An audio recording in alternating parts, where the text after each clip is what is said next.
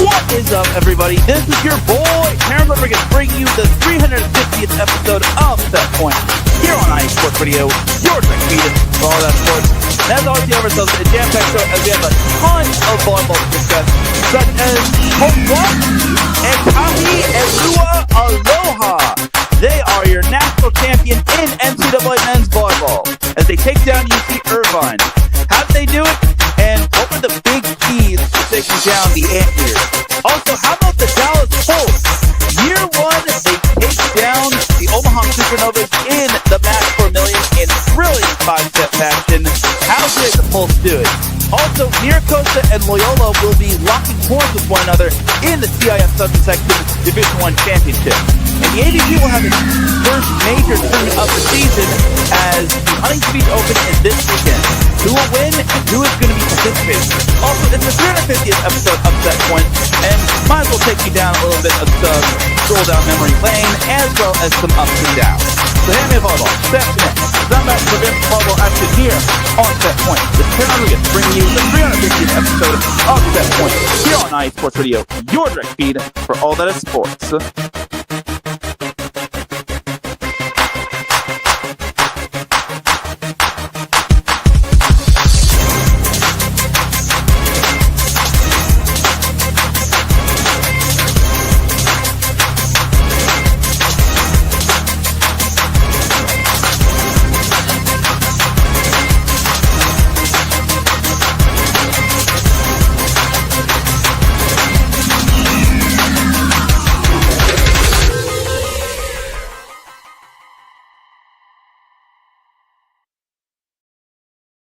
Welcome all to another edition of Set Point. Thank you all for joining me on this beautiful Tuesday afternoon, Tuesday evening, Tuesday wherever you are listening from.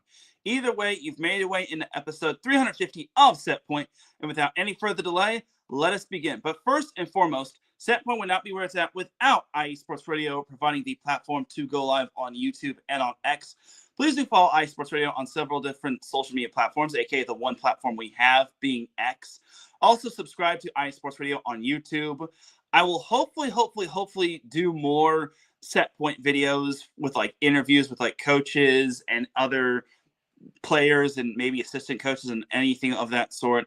If that's what you want, definitely do subscribe to IE Sports Radio. I definitely appreciate those that did subscribe when I did the interviews before the NCAA men's volleyball tournament, but I digress.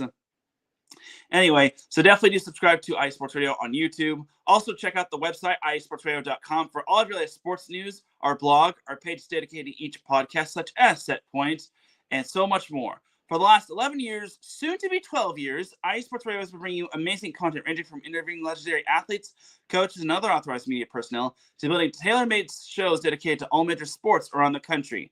Thank you to everyone for all of your support and for making IE Sports Radio your direct feed for all that sports. A huge shout out to our sponsors, Planet Jerky, Premium Brisket Beef Jerky, and Vital Apparel. So without any further delay, let's get on into what those sponsors are all about. I will see you all a little later.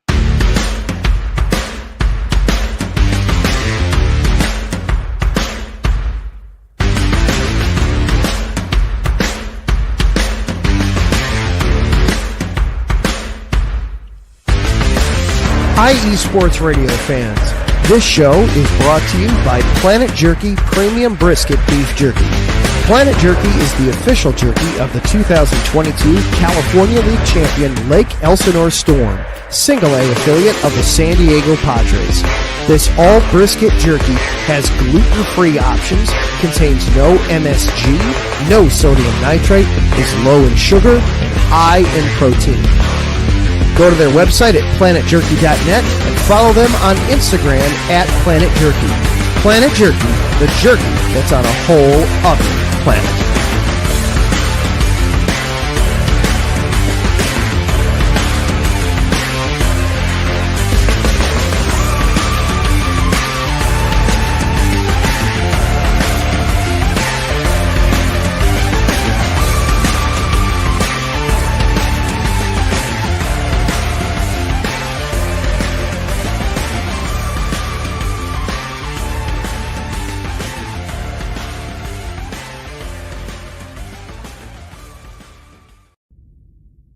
Rise and shine. It's 4 a.m. The stars are still out. The sun is beneath the horizon, but it's time to punch in and go to work.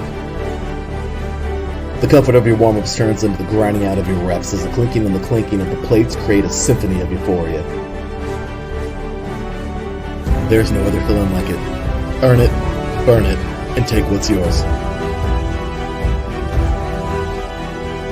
IE Sports Radio has proudly partnered with Vital Apparel, a brand that not only fits great, but also promotes and donates to mental health research. Use our code IESR to get 15% off their comfortable and inspiring gym wear and help them on their amazing journey to support mental health. Go hard, take part in your iron therapy, and be strong. Because when your mental health is as strong as you are, there's no telling how far you'll go.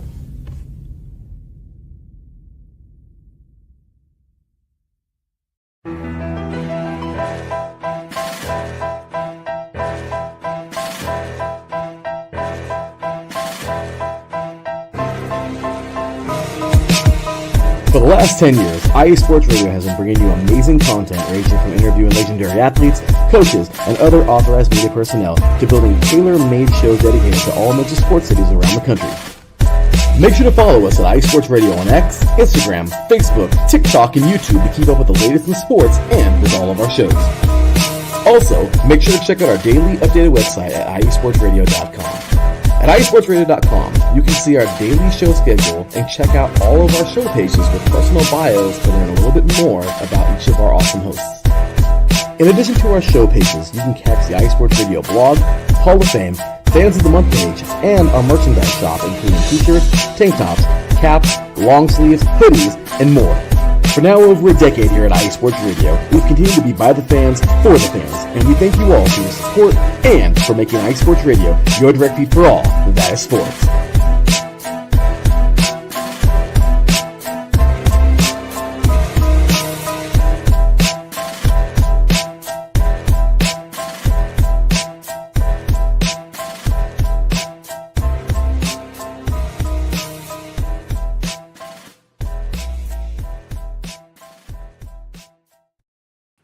That's right, everybody. Definitely check out our website and also check out our sponsors. We appreciate those two sponsors for being the official sponsors of IE Sports Radio, your direct feed for all that sports. And the way you can follow Setpoint on social media is on X, formerly known as Twitter, at set_point.ie. It's also on TikTok at set_point.ie. Once again, I'll definitely do my best to try to get myself caught up. I'm also linked in on Facebook, so I'll get to that in a little bit, but you can also follow me personally on X as well at Teran Rodriguez 1. You can also follow me on Instagram or follow Setpoint on Instagram at set_point.iesr. Also, Setpoint is also available on Facebook. So now my Instagram and my Facebook are tethered. So now posts that will be on Instagram will be on Facebook as well, which I think is pretty cool. And I think it's going to help me out in terms of like monetization. So hopefully that will come to fruition. But that's how you can follow me on Instagram. You can also, again, just type in Setpoint, and then if you see the beach volleyball icon and so on and so forth, or the beach icon, that's me. So without any further delay, let's get on into the show. So we have to talk some NCAA men's volleyball, because that was the last thing we talked about. And we were in the Final Four when it came to the NCAA men's volleyball tournament, or the National Collegiate Men's Volleyball Tournament. So it was down to just 4 teams: UC Irvine versus Ball State and Long Beach State versus Hawaii. But only one team was going to walk away with the national championship. So let's recap the first semifinal being UC Irvine versus Ball State. So the first semifinal was UC Irvine Ball State. So I did not know this fact about Ball State, but they were 0-16 in Final Four matches. And guess who decided to pick Ball State to advance to the national championship?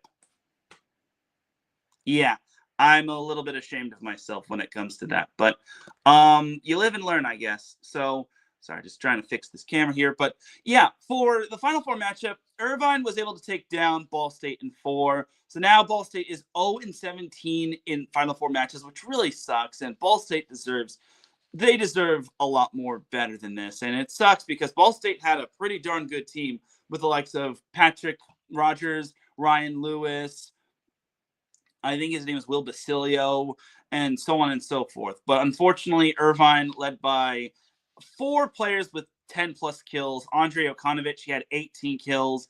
They also got 14 kills from Trevor Clark, 12 kills from Will Darcy, along with 10 digs. They also got 13 kills from Andreas Brink. Shane Aitken had 10 digs. So overall, it was just a big night for UC Irvine. They hit 362 as a team. Whereas Ball State, they were led by Patrick Rogers. He had 20 kills.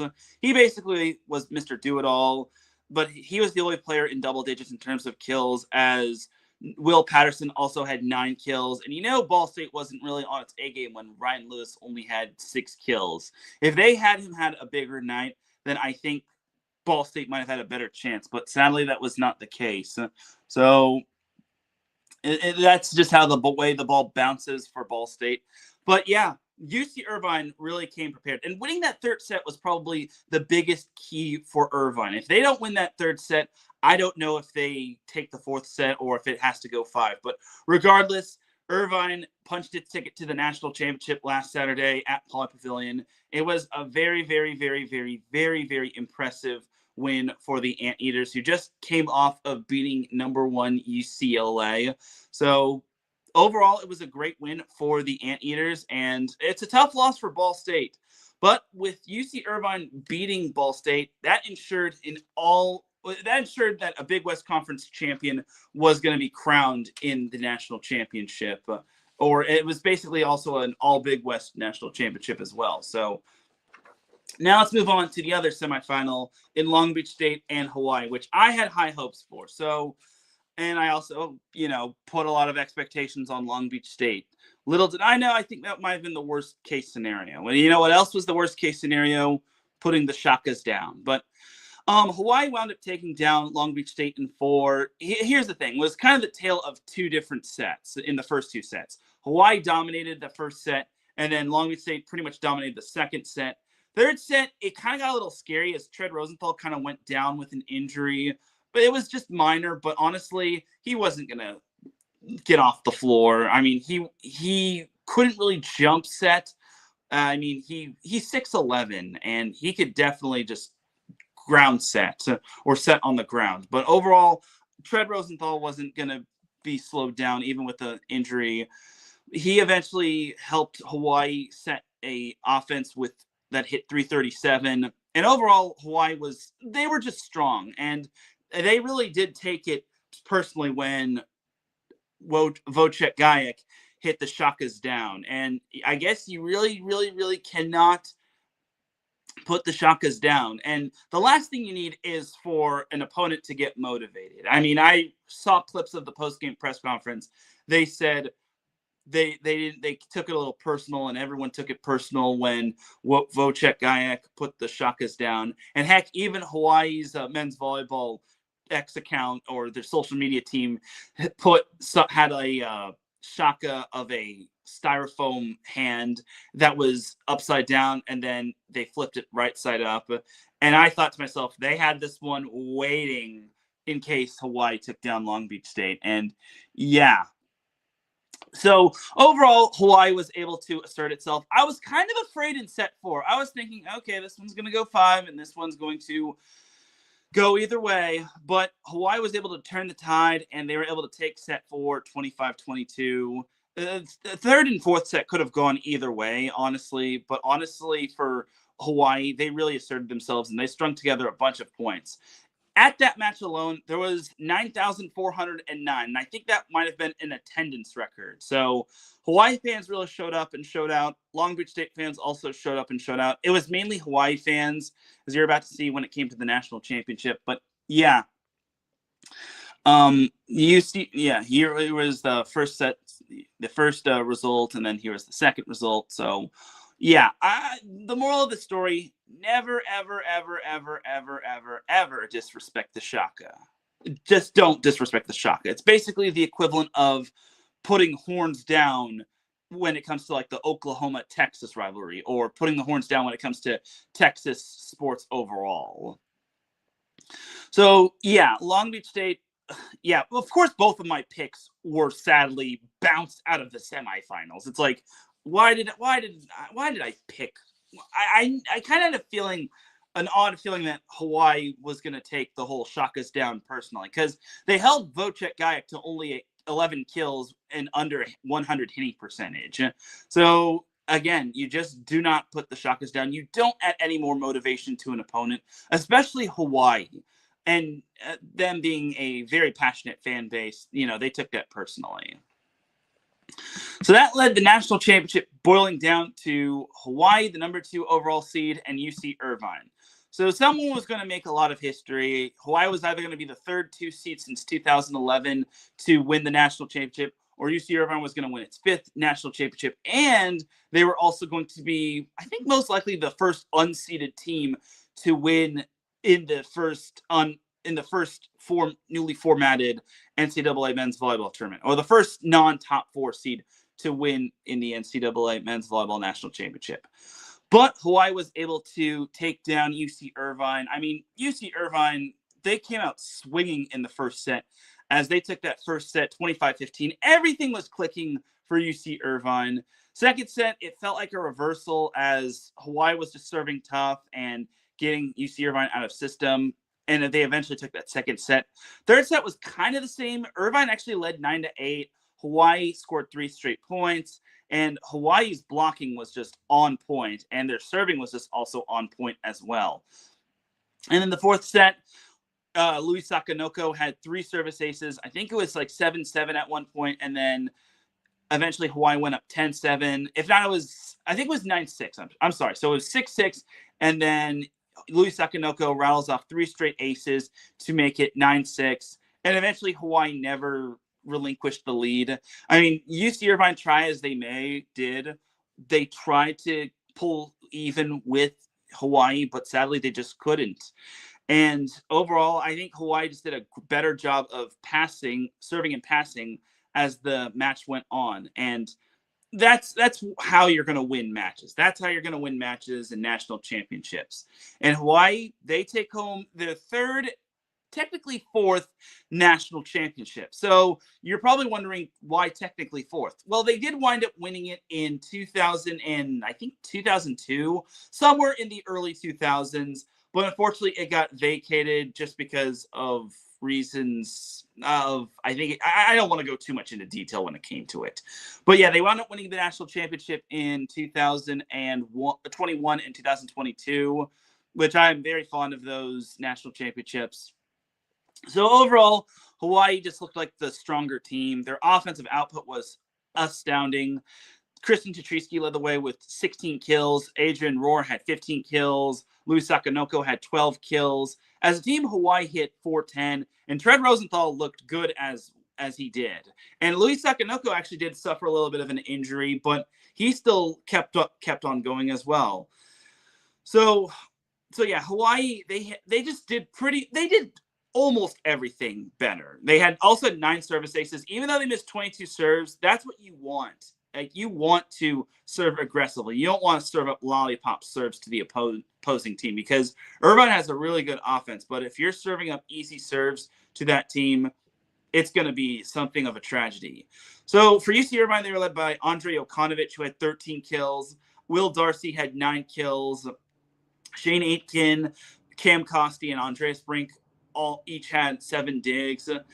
So overall for UC Irvine, it was an amazing season. They went from last team in to nearly winning the whole thing. Remember, they were the last at-large to get in, which I think was quite astounding if you ask me. And remember, the expanded NCAA men's volleyball tournament format was the big reason why they, as well as USC and Loyola Chicago, got in. Because if they kept the old format, then the only at-large teams that would have been in were Hawaii and Pepperdine.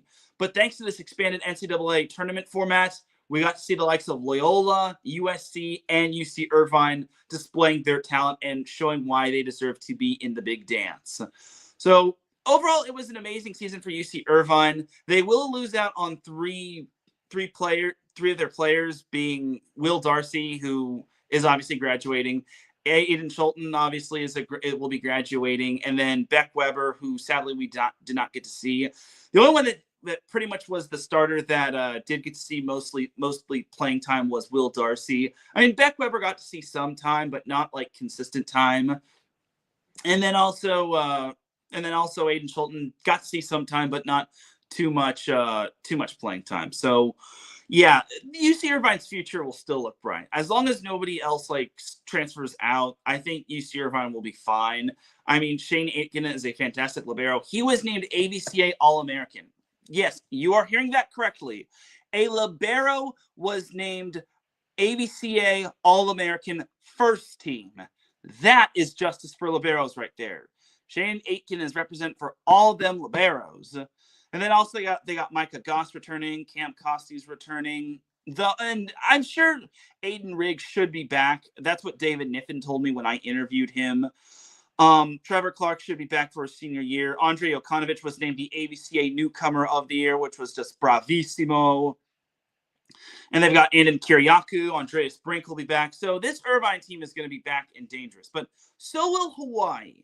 Albeit you never know what could happen. I mean, there's still the transfer portal and whatnot, but I do not want to rain on Hawaii's parade. I don't even want to think about that just because the TP word is just nothing anyone wants to hear.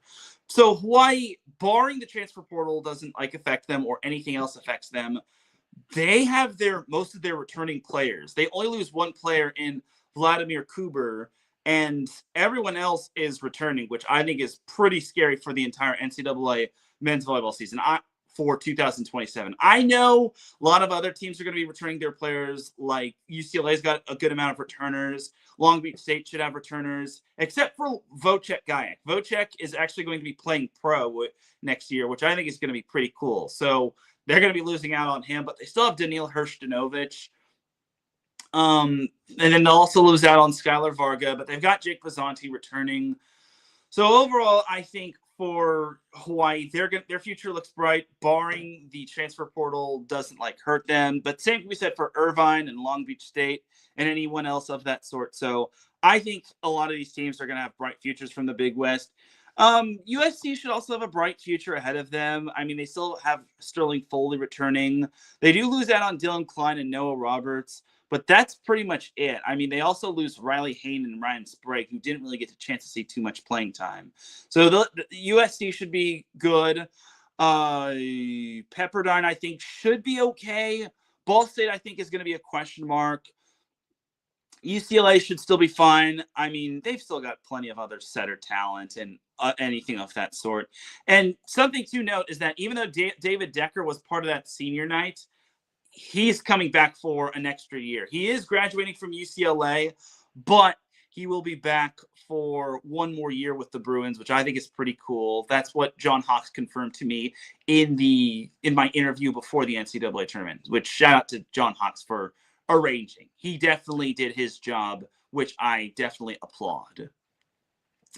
But yeah, my takeaway for this is Hawaii was just the dominant team and they responded well.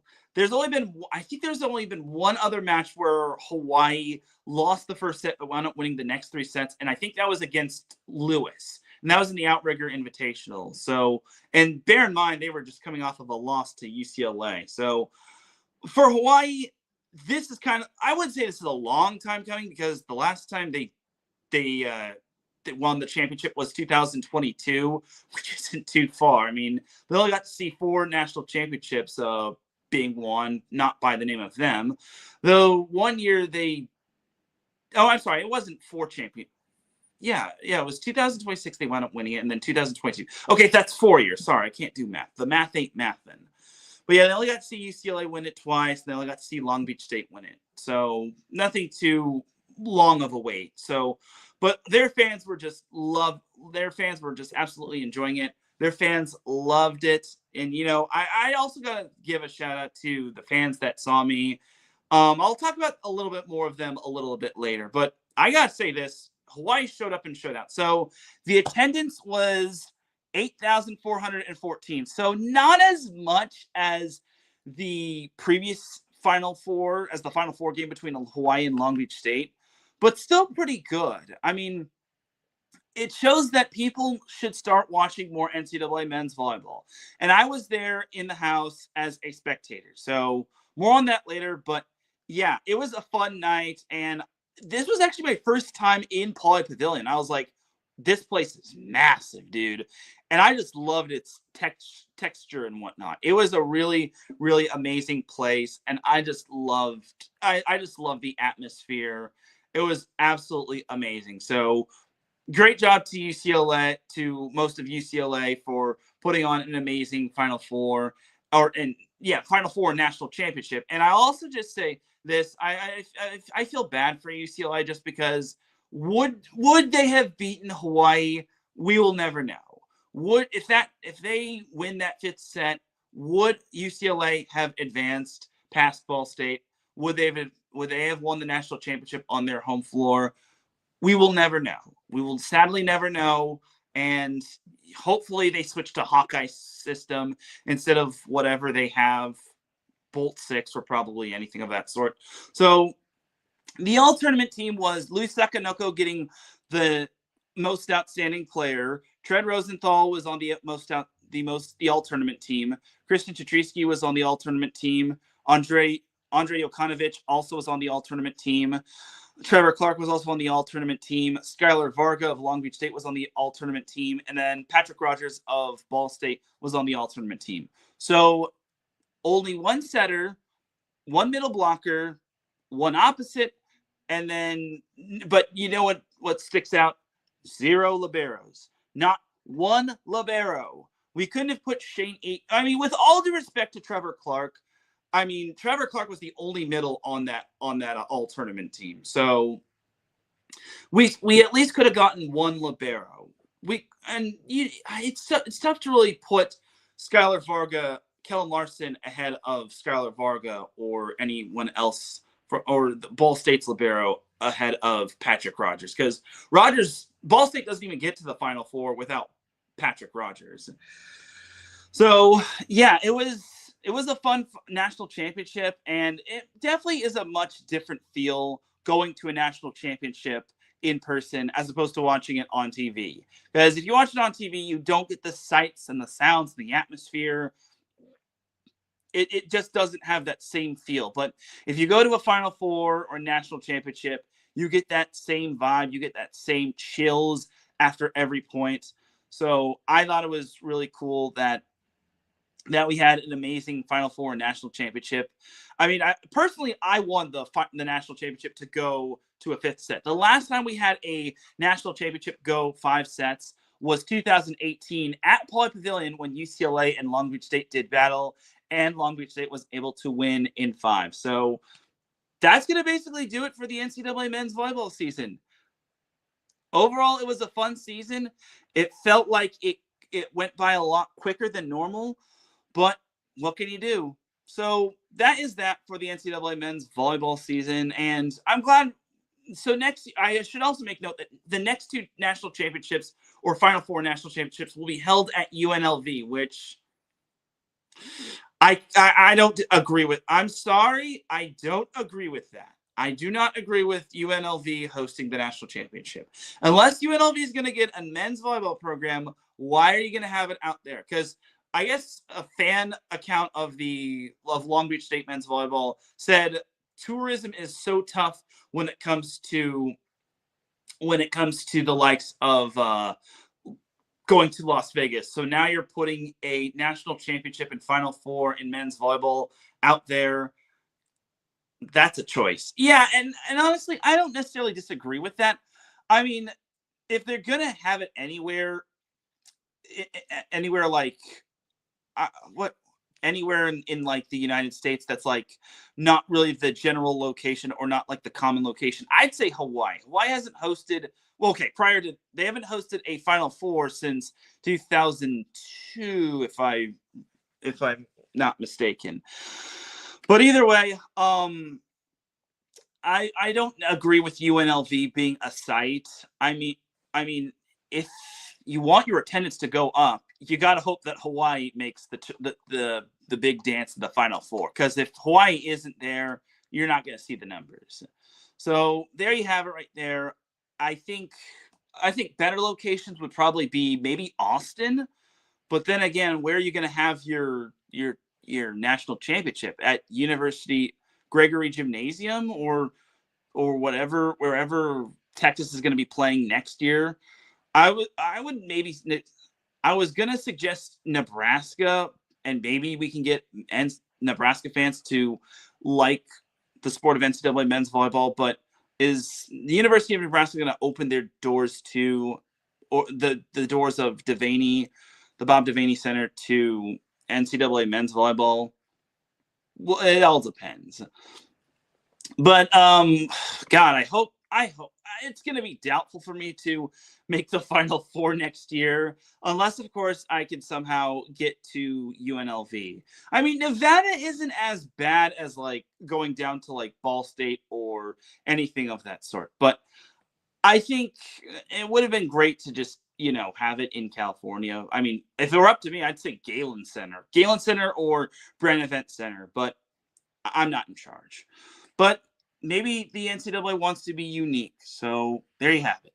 So that's going to do it for NCAA men's volleyball. I appreciate everybody, who commented and, who loved my work, who helped boost my work, and who helped look at my work and basically do as much as they can, including all the trolls. I appreciate you as well. But to those that really helped me grow in terms of like my thing, because I'm out to help grow NCAA men's volleyball to the best that I can. I really do appreciate it. So I do want to acknowledge the comment section of the chat. Brian Francione says, "Good evening, Teran." Thank you, Brian. And he also says, "Congrats on your 350th episode." Thank you, Brian. I appreciate you. Your support means a lot to me, Brian. It does not go unnoticed. I really do appreciate it. And then Larry B says, "Happy 350. Thank you, Larry. I appreciate you. I appreciate you, Larry B, for taking a chance on me when it came to set point and whatnot." And then Davidson Crooks also pops in the chat room. He says, "Hit that like button." Yes, hit that like button indeed. So definitely hit the like button. You won't be disappointed. Like I said, hit the like button and subscribe when it comes to this. So we're only 32 minutes into this whole show. So let's actually talk. Let's go to a quick commercial break. And then when we come back, we will talk some MLV and its semifinal and final. So let's take one quick commercial break. When we come back, we will talk some MLV and then go pretty much go on from there. So you're watching Set Point here on iSports Radio, your direct feed for all that sports. We'll be right back after this.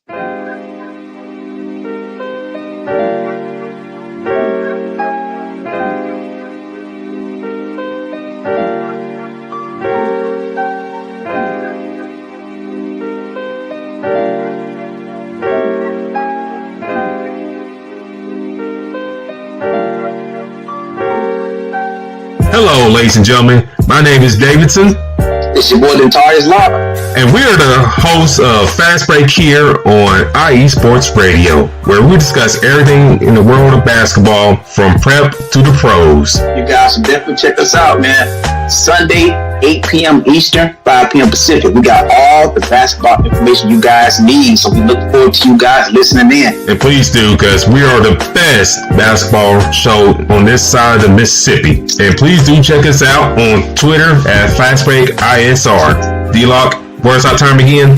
8 p.m. Eastern, 5 p.m. Pacific. That give you guys plenty of time on a Sunday. Tune in.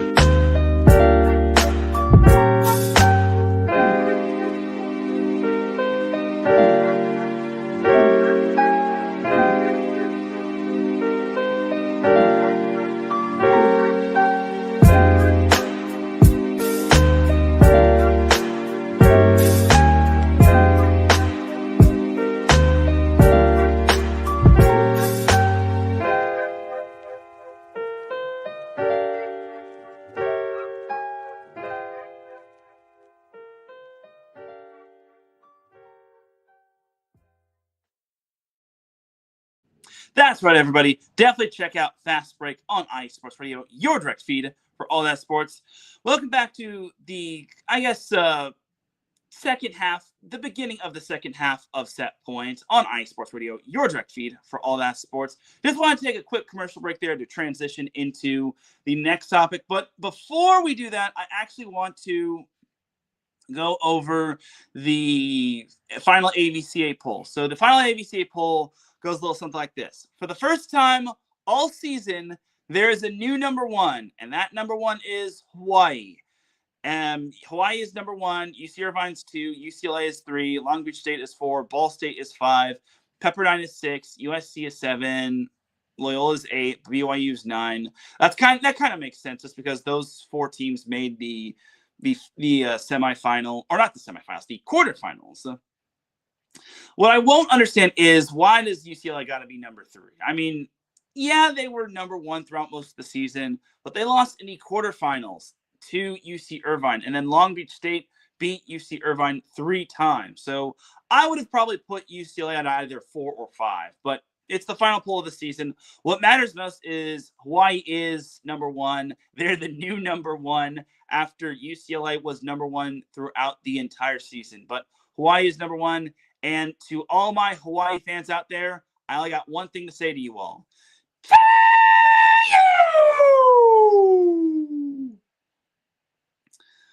I hope I did not blow anyone's ears out, but oh God, how do you Hawaii fans do that?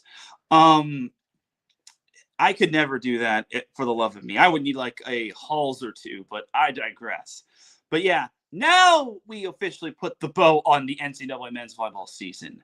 I mean, there's still the off the block awards, where there's going to be like the best server, the best middle blocker, the best opposite, the best outside hitter, the best libero, and so on and so forth.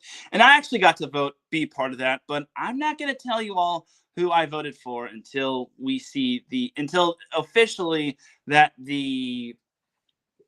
until the off the block awards come out. And if that's the case, then I will go over it. But the NCAA women, I guess I should briefly mention this before talking about the MLV.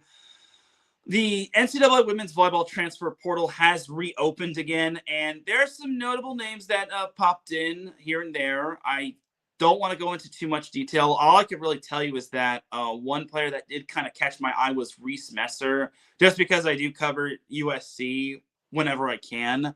From one of the rumored schools, it is slated to be SMU. Someone did mention Kansas, but also USC did get Lily Etter from Boise State. So now they've got 2 setters. They've got Millie McGee and Lily Etter. So who will be the starting setter?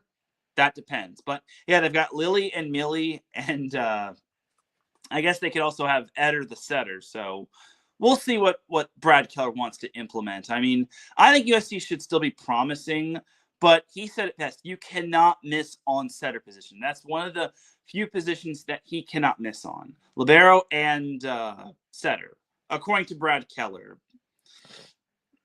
But I digress. All right, but that is that right there.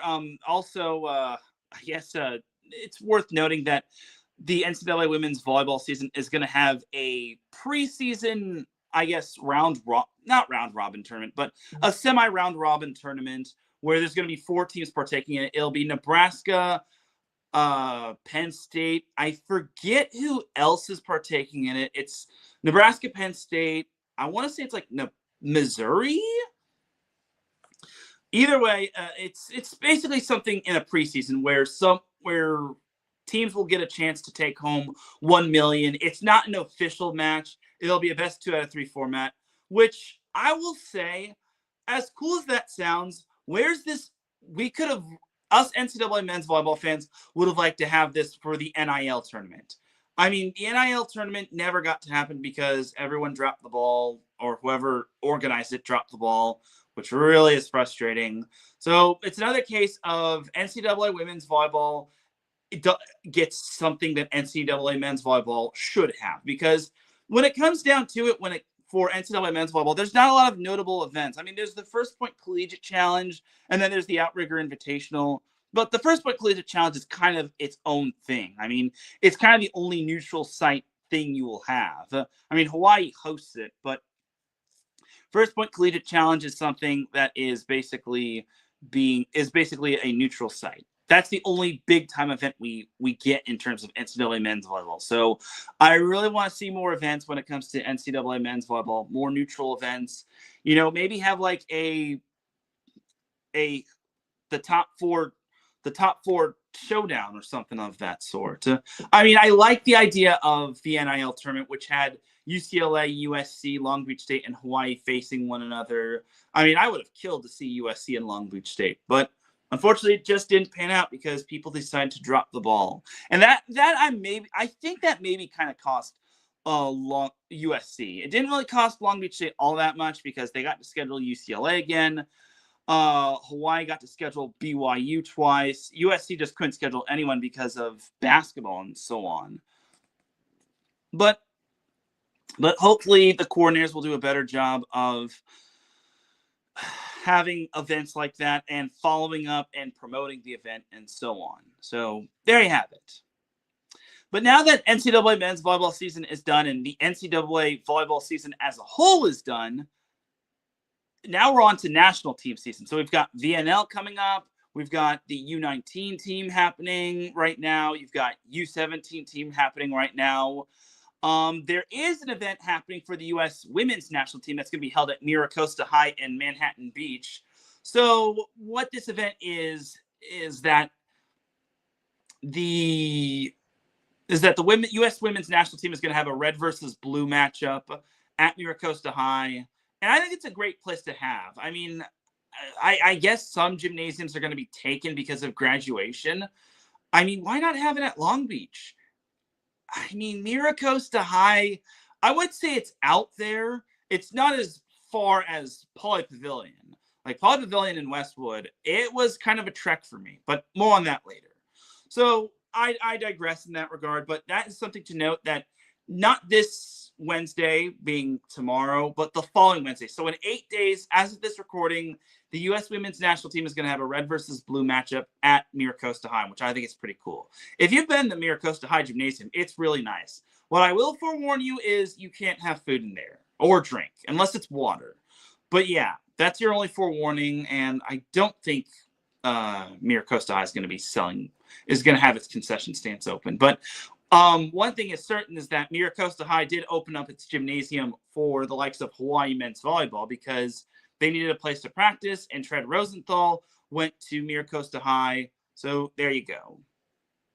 It also helps that his dad is the athletic director, Mike Rosenthal, which obviously is great. And, he does a great job when it comes to being the athletic director. So, all right, moving on. Now we can move on to the MLV. So we were down to just 4 teams when it came to the MLV. When it came to the MLV playoffs, it was the 1 seed Indy Ignite, the 2 seed Dallas Pulse, the 3 seed San Diego Mojo, and the 4 seed Omaha Supernovas. But only one team could walk away with a cool $1 million. So let's recap each match, starting with the semifinal match being the 1 seed Indy Ignite versus the 4 seed Omaha Supernovas.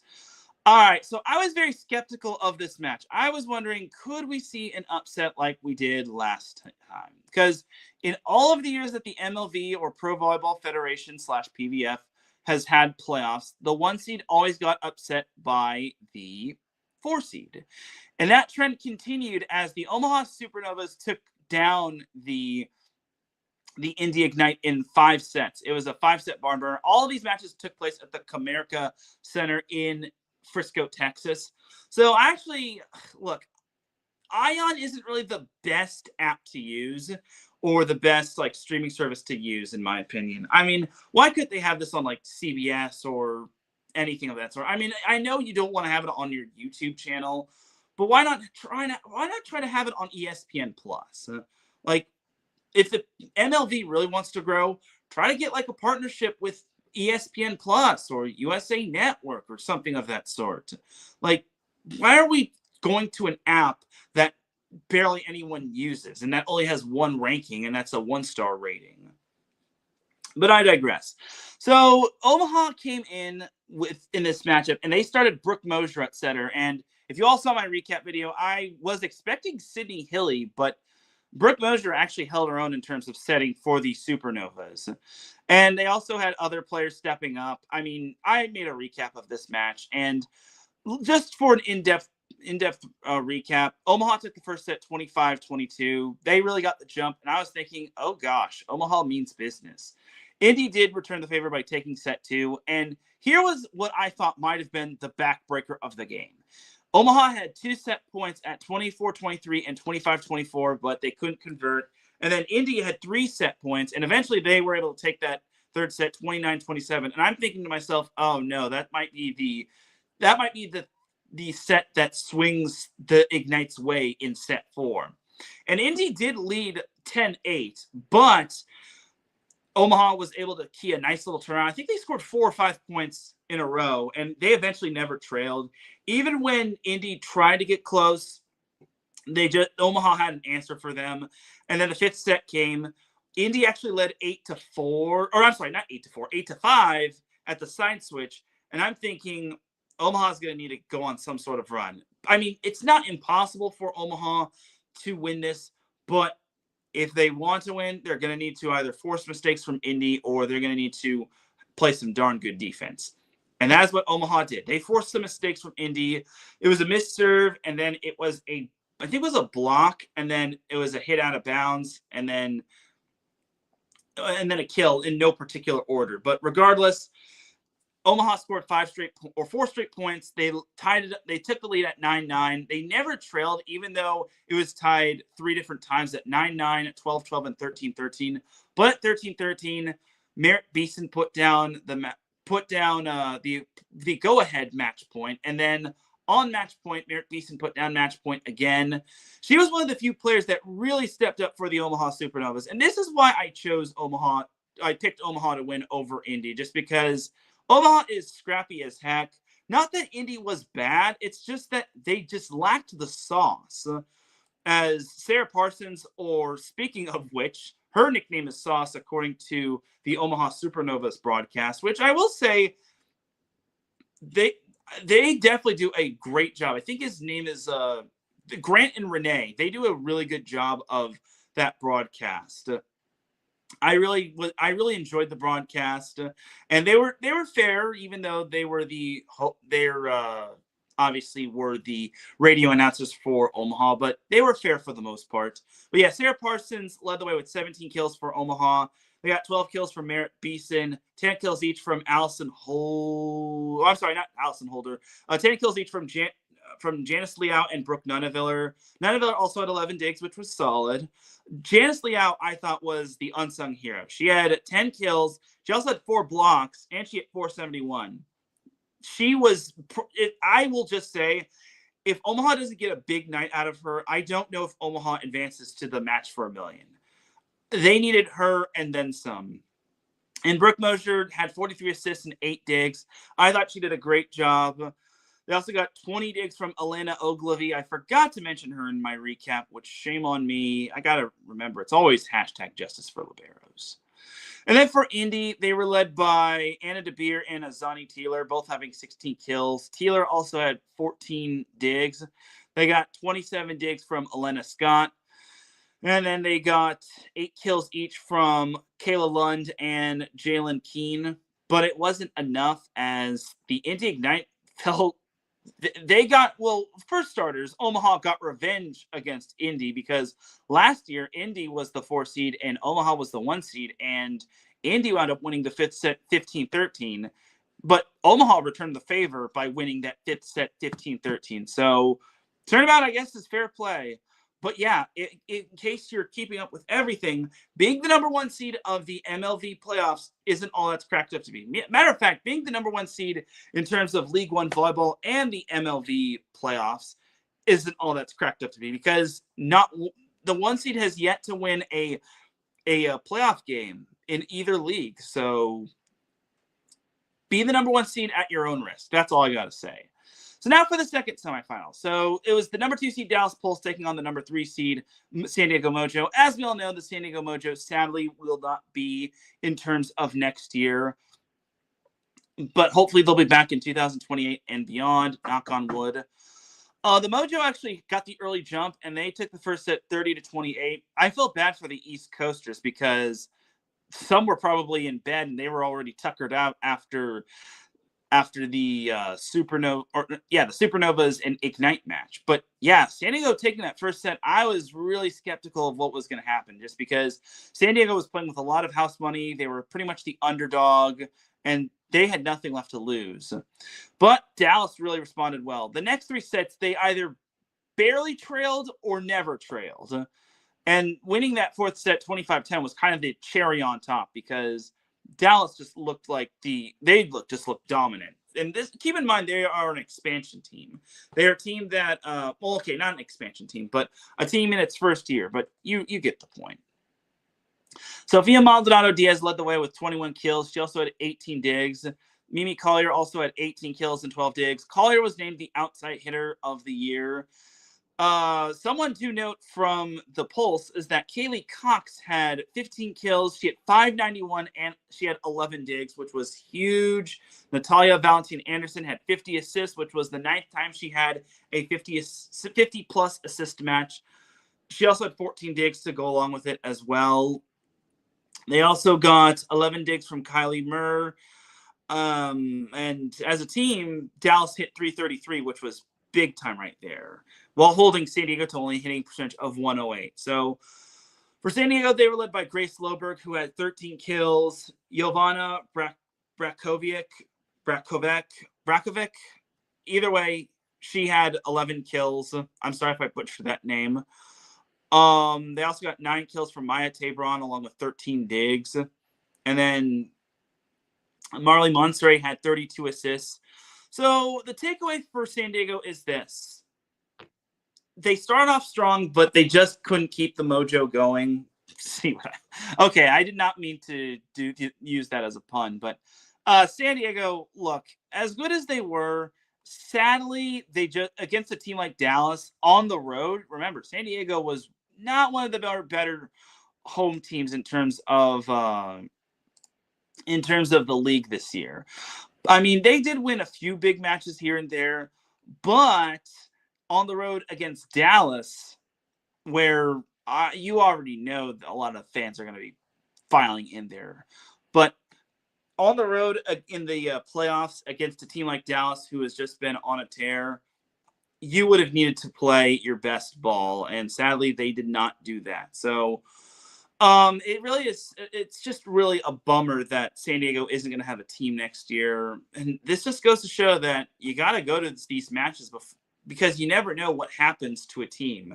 Because you never know what could happen to you. Like, one day you're going to be living your best life, going to a bunch of matches, and then the next, or you could be regretting and wishing that you could be going to some of these matches, and then poof, either that could be gone or you could be gone. I hate to sound scary like that, but it's the truth. You never know what you could have until it's gone. And I know that's part of a song, so you know. But look at the San Diego Mojo. Yeah, they were 6-8 on the road. That was one of the third worst record in the MLVs. Third worst road record in the league, behind the Grand Rapids Rise and the Columbus Fury, who I guess I should make note is that they actually let go of their head coach. So I think his name is Angel Perez. Yeah, the Columbus Fury let go of Angel Perez after a 5-23 season. Yes, I kid you not. The Columbus Fury went 5-23 this year. I'm sorry to say they were kind of the Cleveland Browns of the MLV. I'm sorry, but it's the truth. Don't hate me too much, Columbus fans, but I digress. My boy Marcus Los Great pops in this chat room. He says, salute. Thank you, Marcus. And then he also says, 350. Wow. Thank you, my man, Marcus. I appreciate you. My brother, salute to you. It really means a lot that you support. All right. So now the championship was down to just 2 teams. The Omaha Supernovas, the 4 seed, and the Dallas Pulse, the 2 seed. Does that sound familiar? Well, it should, because I picked both of those teams to make it to the match for $1 million. Now, for the team that I picked, it was the Dallas Pulse. If you watched last week's show, you're probably going to wonder why. But in all the years that the MLV/PVF has had playoffs, the 2 seed has always won. That trend continued as the Pulse took down the Supernovas in 5. So here's the thing. First set, it was really early in the set. And, oh, my God, I really feel bad for this player. Janice Liao, unfortunately, went down with a knee injury. And, God, you really got to feel bad for her. She had maybe the semifinal match of her life to get the Supernovas to the match for a million, and then she hurts her knee. And I'm hoping it's not anything serious. But even when Janice Leal got hurt, Omaha actually went with Onabanjo, Tayosi Onabanjo, the standout from Kansas. Even with Janice Leal getting hurt, Omaha actually took the first set 25-20. And Dallas ought to be thanking their lucky stars because they took that second set 23-25. Now, I'm not going to speculate and say that if Dallas didn't take that second set, Omaha would be up to, obviously Omaha would be up to nothing, and Omaha would be in a good situation. But we'll never know what would be the case because Dallas needed that second set. That second set is must win in terms of the playoffs. If you lose that second set and you're down 0-2 in the playoffs, you might as well, you're playing with fire. Unless you're certain selective teams. But I digress. So the third set, it was all Omaha as they took it 25-15, and they were one set away from winning the match for a million for the second time in its program's history and becoming the first non-2 seed to do so. But the Dallas Pulse said, not so fast, my friend. They took the fourth set very convincingly, 25-13, and then they went 5. So the first time in MLV/PVF history or match for a million history, the two teams went Cinco sets. Dallas eventually jumped out to an early lead. Omaha got to within 2, but Omaha got to within 10-8, but Dallas eventually built its lead up to 12-8, and they never looked back as the Pulse wound up winning set 5, 15-9, and they eventually wound up winning its first ever match for a million. So you got to remember, Dallas Pulse was in its first year in the MLV. They now joined the Chicago Fire as new first-year pro teams to win a championship, which I think is pretty cool. And the Chicago Fire's from the NWSL. I mean, yeah, I guess you could also include the Cleveland Browns, which wound up winning an NFL championship, not a Super Bowl, but an NFL championship back in the 50s. But that was way back when there was no such thing as Super Bowls. Back when the NFL was like nothing, was like only had a few teams, but I digress. Anyway, so for the Dallas Pulse, they were led by Sofia Maldonado Diaz, who had 26 kills.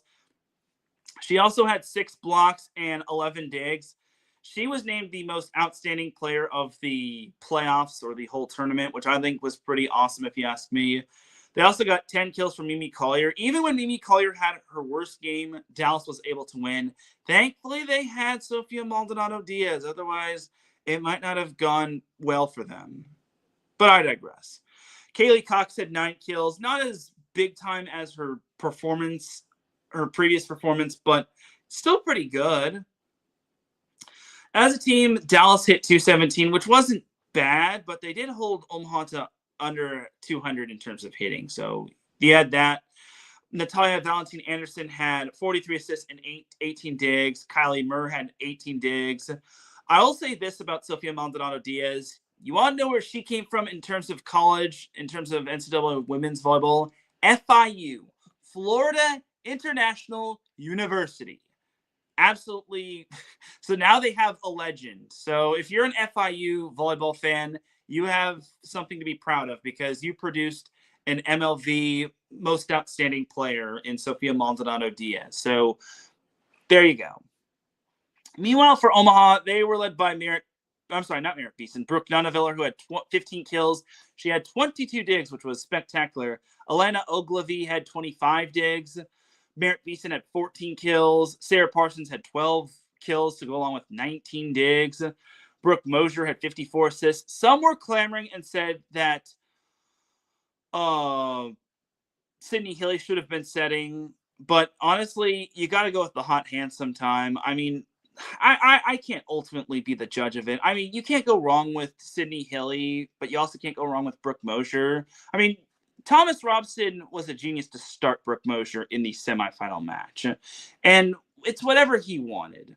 And my takeaway for Omaha is this. I hope Thomas Robson does get considered to be the head coach of the Omaha Supernovas. If not, he better get a consideration for being a head coach in general in the volleyball world, whether it's at an NCAA men's volleyball program, an NCAA women's volleyball program, or any volleyball program that might want him on their radar. But if he does get the head coaching job for the Supernovas, bully for him. But that's going to be a John Cook thing in terms of deciding who their head coach is going to be. Now, my takeaway for the Pulse is this. In their first year, I was generally impressed with this team. I thought maybe they would have had a chance at winning, but expansion teams always have a tough time winning the whole thing. I mean, look at the Vegas Golden Knights in the NHL. They came so close to doing so, but they just couldn't do it. But the fact that they made history is really awesome, especially for a women's program, a pro women's program as well, which I think is pretty awesome if you ask me. So the Dallas Pulse are now one of two teams, three if you want to include the Cleveland Browns from back in the 50s, that wound up winning a pro championship in their first year as a pro team. So I think that's really cool. So Dallas is your reigning champion, and who knows what the sky is the limit for this team. I think this team is definitely going to be dangerous as long as they keep everybody. I'm sure Indy is going to be back on its high horse. I mean, I can't say the same for the Mojo, sadly, because they won't have a season. Omaha will obviously be Omaha. They're not going anywhere. And here's the thing about the MLV. They're going to have three new teams. They're going to have Minnesota, NorCal, and DC. Sadly, they will not have the San Diego Mojo. They should have the Vegas Thrill. So by way of math, they should have 11 teams by next year. And then, knock on wood, hopefully the San Diego Mojo do eventually come back. Hopefully the Mojo will make it 12 teams, which I think is pretty cool. And then hopefully they can expand to other teams. Hopefully they can get a team from Los Angeles. I mean, will it be tough to play Will it be tough to play matches in certain arenas just because men's volleyball teams like Long Beach State, UCLA, UC Irvine, and USC are going to have their seasons go on? Of course it will. But the MLB will improvise. They'll find a way to have a match. Who knows? Maybe they'll have it at Miracosta High. That's not a real good idea. And you don't want to have it at like a junior college. Have it at like a place where it's like a very good venue. But I digress. Anyway, so that is that for the MLV season. Yeah, the MLV season felt like a long season, just like the NCAA men's volleyball season. I mean, it was like 1 week shorter than the NCAA men's volleyball season, but it still was a very fun year. We got to crown a new champion, which was awesome sauce. A new champion in its own gymnasium at the Comerica Arena, and also a team that was newly expanded. So there you have it. That is the team that wound up winning the whole thing, and who knows what next year is going to be all about. But that will do it. Let's close the book on the 2026 MLV season, and that'll do it. So let's actually go to one more commercial break. When we come back, we've got some AVP to discuss. That hasn't been talked about in a long minute. Then you've also got some high school boys volleyball to discuss, and then we got to talk a little bit about Set Point and all its ups and downs, and 350 episodes in. So keep it locked here. You were listening to Set Point here on IE Sports Radio, your direct feed for all that sports. We'll be right back after this. Hello, everyone. My name is Daryl Kinsey Jr., and I'm welcoming you to take another lap with the fastest show on IE Sports Radio. Yes, this is the Extra Mile with me and my co-hosts Christopher Lehman and Michael Ward. We talk everything racing from NASCAR to IndyCar to Formula One to limited hydroplanes, endurance racing, the NHRA, and more. So come join us for an hour of great racing talk and a lot of fun as well on the Extra Mile, Thursdays at 8 p.m. only on IE Sports Radio, your direct feed for all that is sports.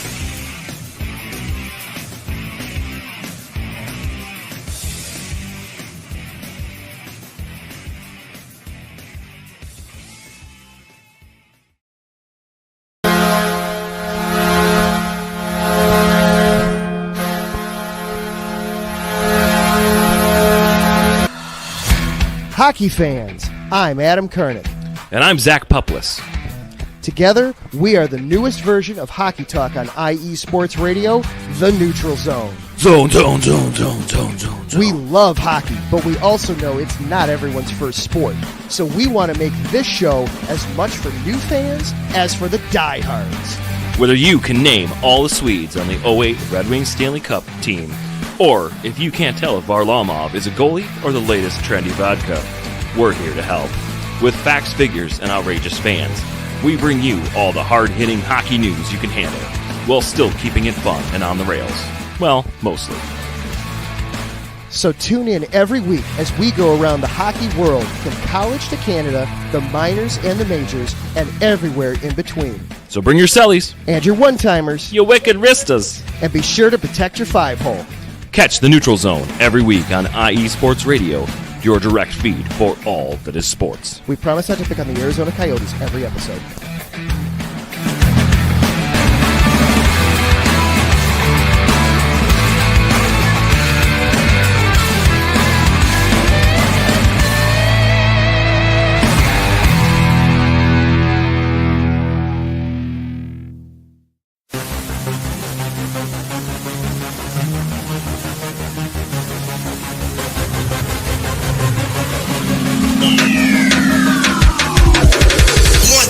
Everybody, this is Teran Rodriguez.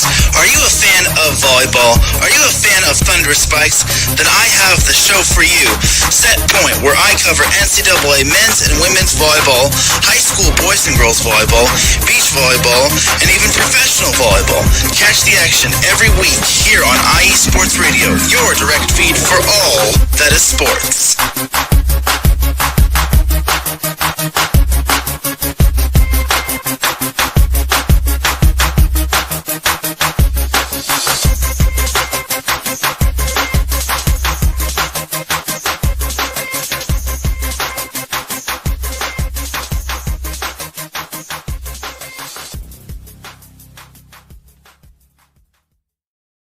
And we are back with the final part of the 350th episode of Set Point here on IE Sports Radio, your direct feed for all that sports.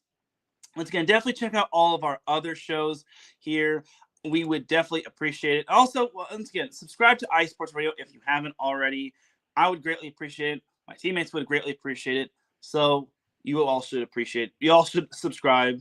You won't be disappointed. And again, I will definitely, hopefully, we'll try to get more content pumped out for all you volleyball fans out there, especially you NCAA men's volleyball fans, but I digress.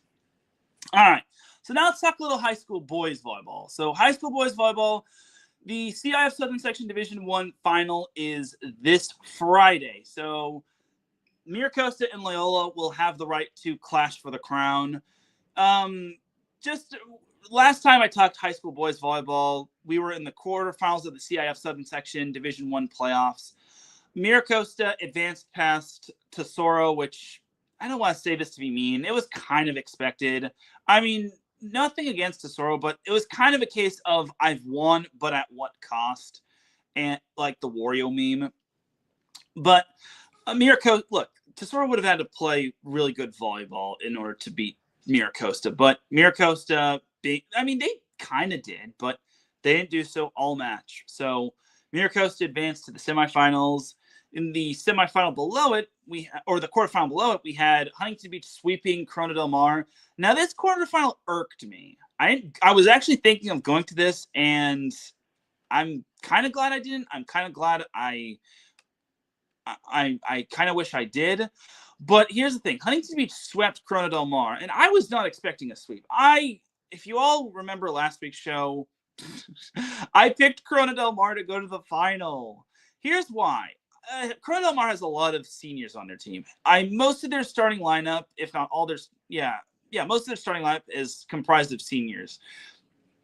So most of which are probably going to play college volleyball. I mean, you have Hunter Anneman playing at Pacific, Ben Brown playing at UC Santa Barbara, Jack Robinson will play at Golden West. Chapman Warmington sadly won't, but I only wish he could have, but I digress.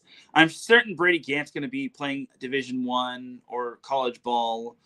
Drake Foley's going to be playing at Penn State. which means their only non-senior was Daniel Booker, which I'm sure he's got like 1,000 offers to play at a bunch of colleges, but I digress. But I was very surprised. Corona Del Mar just didn't feel like they were in this game. I was extremely surprised. They were down by quite a bit in set one. They were down 7 or so in set one. They eventually tied it up at 20-20, but they dropped set one 25-23. And then the rest of the way, they got smoked in every set. And especially in set 3, there was a point where they were down 18-4, and it's like, ugh. This is the team I picked to go to the final? This is the team I kind of made a video about early in the season? I'm sorry, Huntington Beach. I was not familiar with your game. And you're about to see that Huntington Beach kind of winning might have been the worst thing for Corona Del Mar, but I digress. The Sea Kings should still have state, though, unless I'm missing something. So then the quarterfinal below that one was Loyola beating Newport Harbor in 3. Okay, this is the quarterfinal match I went to, and it's actually a good thing that I went to this match.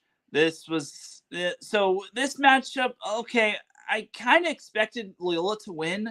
I mean, I'll give Newport Harbor this. They had a good amount of bravado and confidence that they would win, but this kid right here, Rafa Milchin, this guy was on his A game.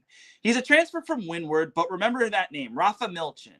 This guy is going to be something special. He's only a junior, and I think he played the right side really well. And this is another big time weapon for Loyola. It's scary enough that they have JP Wardy and Blake Fallbush, but they have another weapon in Rafa Milchin. This kid's gonna be something special, and especially since Loyola loses most of its seniors. But yeah, Rafa Milchin was just on his A game. He's a very humble and quiet leader, so I think Loyola will definitely go as far as he takes them, as well as Fallbush and Wardy take them. So they advanced to the semifinals, and then the final quarterfinal match was Redondo Union beating Santa Margarita in 5. So I want to say Redondo was up 2-0 against Santa Margarita, and then Santa Margarita wound up winning the next 2, and then Redondo wound up winning set 5. All I can just tell you is that I'm very surprised that of all the quarterfinal matchups, that one was the one that was the most exciting. Well, maybe not most exciting, but most dramatic and most hair-raising. But either way, I was very surprised that Santa Margarita gave him a battle. And this is something to consider. This is something to consider for Santa Margarita. This team looked really good. They've got one guy that's playing on the U19 team. And then they've got Will Spalding, who unfortunately was out for the entire season just because of, I think, for purposes of, I think it had to do with eligibility or because he transferred or something of that sort. But when it came down to it, it was like, yeah, it was actually, no, it wasn't a near reverse sweep. It was Redondo took the first set 25-21. Then Santa Margarita took the second set 26-24. Redondo took the third set 25-16. Santa Margarita took the fourth set 25-21. And then Redondo took the fifth set 15-8. So something to note is that Santa Margarita is going to have a bright future. This team is going to be something special. I don't think they'll be in their 2011 era where they had like Taylor Hammond and Spencer Buckley, but they're going to be something scary come next year. So keep an eye out for them in terms of high school boys volleyball. And then the semifinal. So I went to this semifinal as well. I went to the Miracosta Huntington Beach semifinal where it was held at Huntington Beach High. I only wish the semifinal match was as exciting as the Redondo Santa Margarita match. Unfortunately, Miracosta wound up sweeping Huntington Beach. Something that Craig Pizzanti, the head coach of Huntington Beach, told me is that apparently all their players weren't in the gym all week ever since the win over Corona Del Mar. So Wednesday, Thursday, and Friday, they got hit with the flu bug. And thankfully, for their sake, some of their players did play, like Ben Arguello and Logan Hutnick. But the fact that they got hit with the flu bug and most of those players couldn't play, it was something of a disaster. And Huntington Beach wasn't on their A game when Colin Choi led the way with 12 kills and Logan Hutnick was one behind him. But That's when okay, maybe I shouldn't say that, but Huntington Beach wasn't on their A game when Colin Choi had to lead the way, but I digress. But speaking of lead the way, Mateo Furbringer, this man led the way. He had 25 kills in a 3-set win. Mateo Furbringer is a cheat code. This guy is something special. And God, if you're a UCLA men's volleyball fan, you got to be like salivating and drooling over this, just because Mateo Furbringer is just unreal. He is a literal cheat code. Miracosta will go as far as he takes them. And then they've got other players like Enzo Barker, Miles Crotty. I'm blanking on this guy's name, and I interviewed him on Wyatt Davis. That's his name, Wyatt Davis. They've got Wyatt Davis. Jake Newman has done an outstanding job at setter. They have a new libero, not my boy Justin Warner. So that's a sign that I need to start going to more Miracosta boys volleyball matches, because the last time before I went to see them against Huntington, I got to see them against Corona Del Mar the second time around. And a lot of things happen when it comes to Miracosta season. Sometimes they'll have players trending up and then doing well in practice, and then they'll have, new players starting. I didn't even get a chance we didn't get a chance to see Teddy Mandelbaum, and he was trending upward early in the season, as well as Justin Warner. So it's interesting to see that Miracosta is having different players step up and not kind of their other juniors and seniors, but I digress. But yeah, Miracosta making the final for the third straight year, all under Greg Snyder, their head coach that took over in 2024 following Avery. Was it 2024? Yeah, it was 2024. So yeah, following Avery Dross' departure in 2023 is quite astounding. So Loyola was able to take down Redondo Union in the other semifinal match in 5, and Rafa Milchin had himself a legacy performance. He had three straight service aces in the 5th set, and it was 7-6 at one point, and then eventually it turned into 10-6. And yeah, Rafa Milchin, once again, a player you're really going to need to watch for. This guy is going to be something special. He's probably got quite a bit of offers ever since the Newport match. And I guess he hadn't been playing all that much because, again, he transferred from Windward, and now he's just making his mark be known. So I think this is a big-time weapon for Loyola. So, and for Redondo, you got to feel bad for them. This is probably their most deepest team they've had in a minute. But sometimes the serve and pass game giveth, the serve and pass game taketh. And sadly, the serve and pass game sadly tooketh. But Redondo Union will still have state. They won't be saying goodbye to their loaded senior class until the state playoffs, so we shall see. But now for the final, the preview being Miracosta versus Loyola. All right, here is the thing when it comes to this matchup. This is round 2 between the Mustangs and the Cubs, and here we go. This is going to be a banger of a matchup. This is basically Long Beach State Hawaii round 2, or Long Beach State UCLA 2.0. But I digress. So this is going to be a very fun matchup. I mean, these kids all know one another, and the first meeting went 5, where Costa wound up winning it in a reverse sweep. But now it's going to boil down to this matchup. So here's the thing about this matchup. Loyola has a lot of good dudes, but here's the thing for Miracosta. All they really need is Mateo Furbringer healthy. Mateo Furbringer can definitely take that team far. But by himself against Loyola, I'm not entirely sure. I mean, Loyola is more healthy than it was back then. And the thing about Miracosta is that they haven't repeated as CIF champions since I think the 2000s. I know they came close in. No, they didn't come. No, they didn't come close in 2012. I mean, yeah, I know they came close in 2000 and 2008, 2009, because 2009 was the infamous reverse sweep over Newport Harbor, which Sailor fans like myself would rather forget. And then Miracosta, I think, lost to Loyola the following year. I'm sorry, it wasn't, or was it? I'm not sure. That's a little awkward, but either way, I think it was Mater Dei that Loyola that made the final. It was Loyola and Mater Dei, but you get what I mean. Greg Snyder is calling this Miracosta team one of the best it's been. But is that going to come into fruition?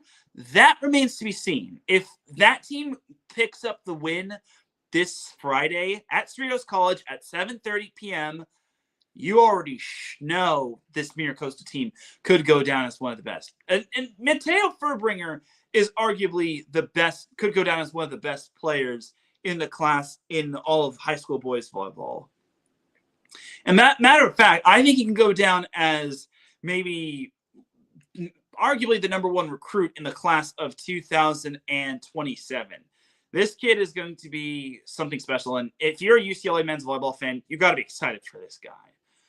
That said, Loyola's got a lot of star power on their team. They've got Blake Fallbush. They've got JP Wardy. They've got Matt Kelly, Sean Kelly's little brother, might I add. They've got Rafa Milchin, who's obviously doing good. My thing is for Miracosta and Loyola, whoever has the better setter, and this is kind of the thing about this was kind of the thing with Hawaii and UC Irvine. Whoever has the best setter will win the national championship, or will win the championship. Look, if I had to pick between the two, I mean, based off of setter, and this is probably going to land me in the penalty box with Loyola fans, I'd probably go with Miracosta. Is it crazy for me to think that? No. Mateo Furbringer is just a talent unmatched. But now he's going to really be tested. And here's the thing about Miracosta. They can get away with feeding Mateo Furbringer the ball against Huntington Beach, a team that had been battling the flu bug and that hadn't really been able to, play or practice with one another. But can they get away with that against the likes of Loyola, which has a Division I bound libero? They've got 2 Division I bound outside hitters or pin hitters. They've got one kid who is on the rise who has now been unlocked. And they've obviously got an oppo with Logan Possell, who probably could still be playing an opposite had it not been for Rafa Milchin just trending upward. So this is going to be a really interesting match, but I've got Miracosta winning it. And look, as good as Loyola is, I think Miracosta having Jake Newman at setter, remember, and something you all need to know is that Newman actually transferred from Mater Dei. So it's not like he doesn't have any finals experience.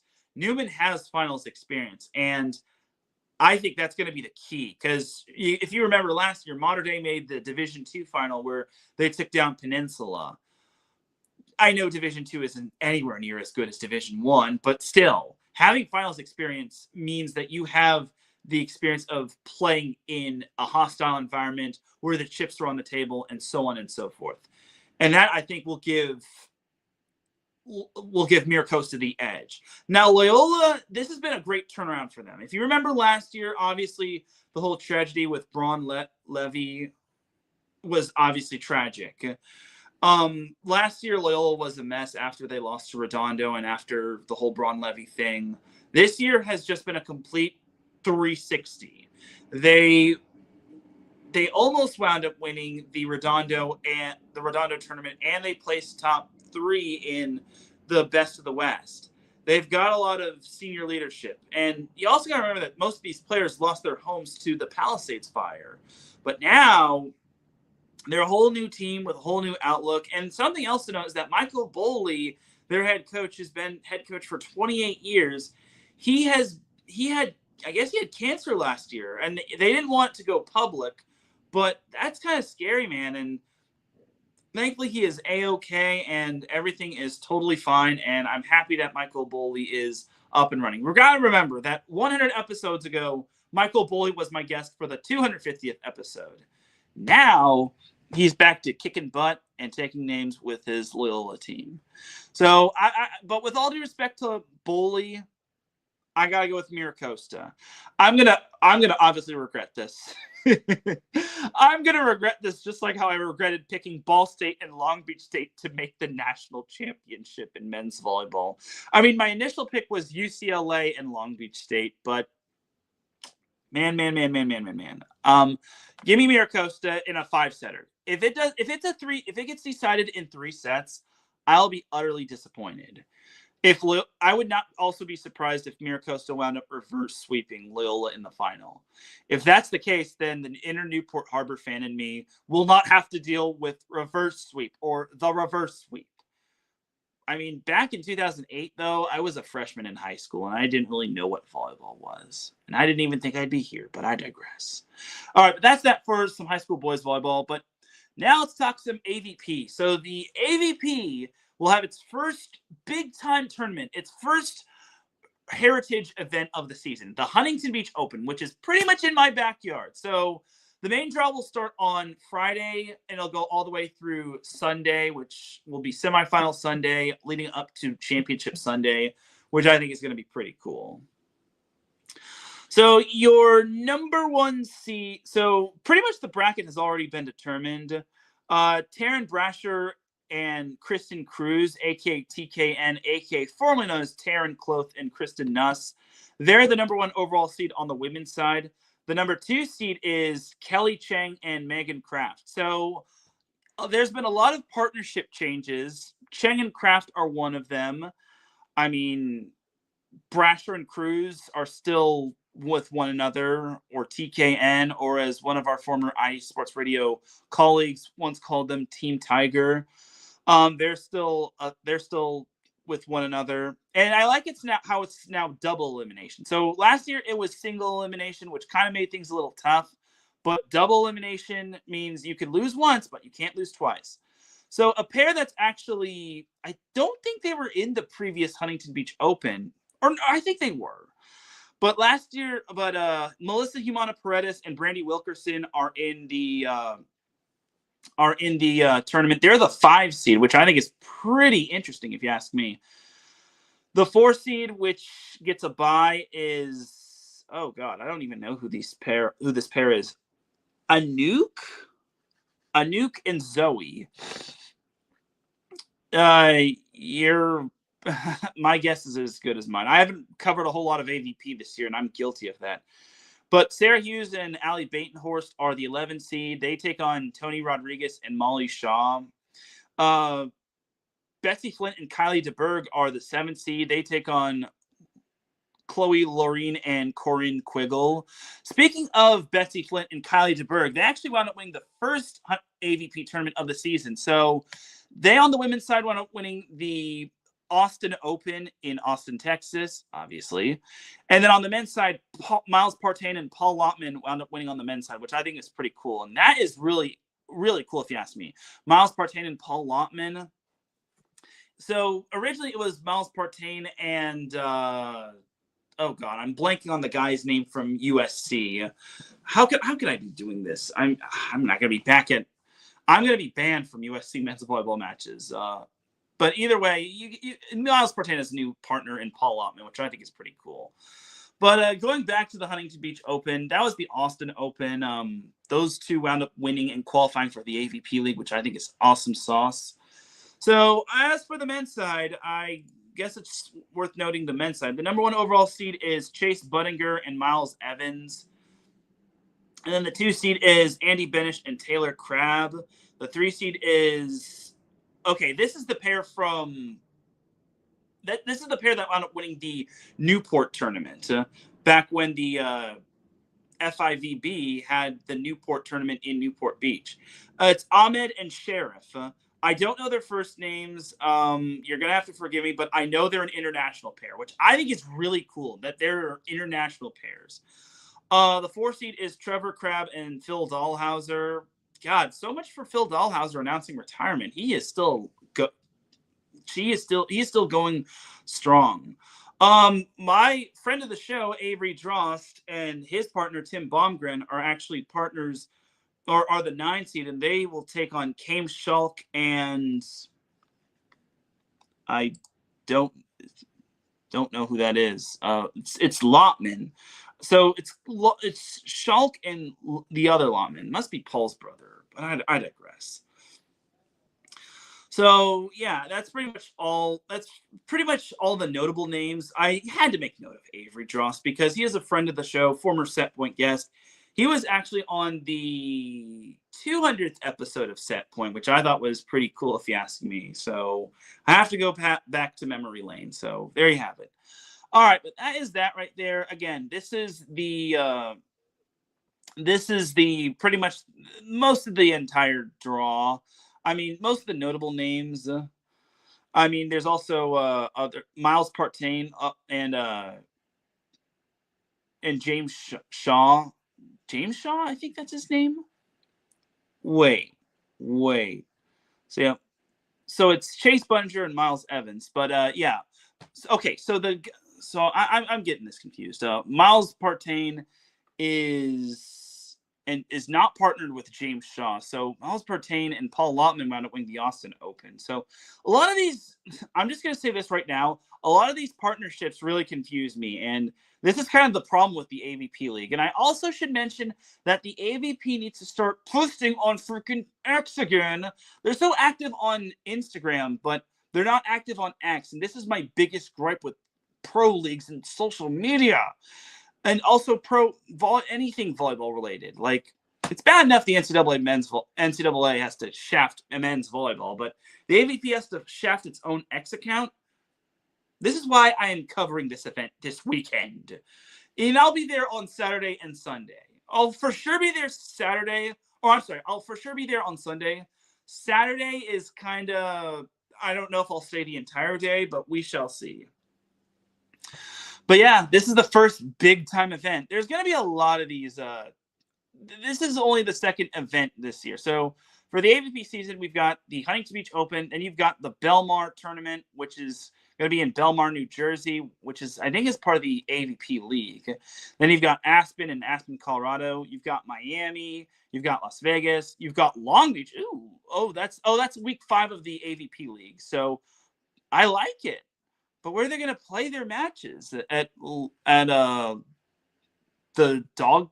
What is it? I forget the name with the dog park, but you know what I mean.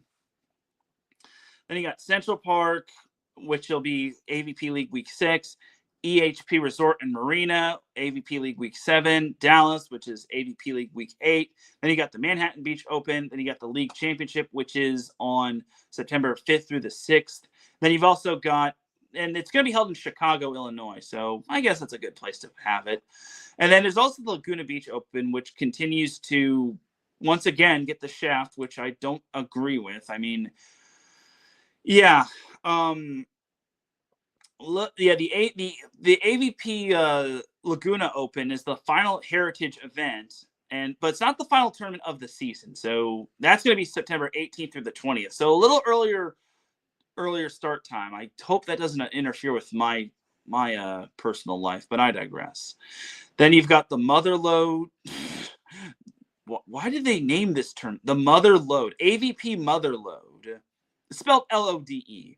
That's another Heritage contender. That's September 5th through the 7th.